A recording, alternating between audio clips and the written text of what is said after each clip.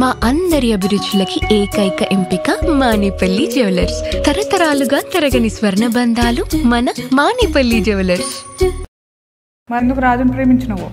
నేను అడగగానే బ్యాలెన్స్ చేయిస్తాడు, నాకు పానీపూరి తినిపిస్తాడు, ఆటోలలో రోజు తిప్పుతాడు. నేను అడిగానని చెప్పి బిట్లు చూడ్డం ఆపేశాడు. ఏమన్నా పిచ్చిగిన లేసిందా నీకు? రాజు అందరు మగోళ్ళ లెక్క కాదు మేడం.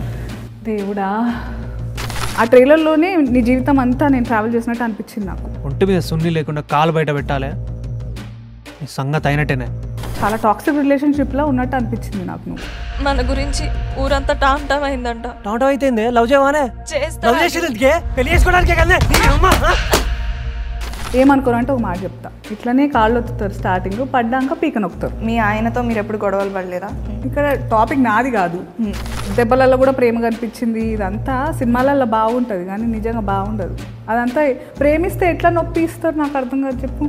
నొప్పిద్దామని అనుకోలేదు. నేను కొడితే కూడా నేను చంపితే కూడా ప్రేమ చూస్తున్నారని కదా నెత్తికెక్కుతారు వీళ్ళంతా. లేదు మేడం, మరి నేను కొడతా కదా రాజుని అదే ప్రేమతో. నువ్వు కూడా కొట్టినావా? ఇద్దరి మధ్యలో నలిగిపోయి నీ ఇష్టమేందో మర్చిపోయి బతుకుతున్నట్టు అనిపించింది. నీకంటూ ఒక ఇష్టం ఇష్టం అనేది ఉండద్దా?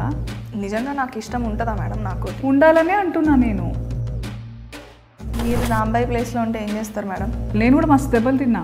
సిటీలో నీలాంటి ముద్దుగుండే పిల్లల్ని, ఇంత పద్ధతిగా ఉండే వాళ్ళని మస్తు మంది చూస్తారు.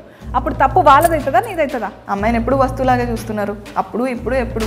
కండ్లు ఏమన్నా కాకులు ఎత్తుకెళ్ళినాయా? చున్నీ వేసుకోకపోతే దూరం అవుతావా? బుర్రుందా? వాడు నా మంచి కోసం చెప్పిండు మేడం.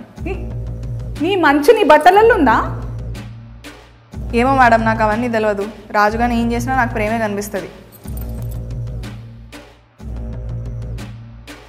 సో ఏదేమైనా ఎన్ని అష్ట కష్టాలు పడి మొత్తం కింద మీద పడి మీరిద్దరైతే పెళ్లి చేసుకుంటున్నారు. మంచి జరిగిందా చెడు జరిగిందా నేను చెప్పలేను కానీ మీరైతే షేక్ అవుతారు మేడం.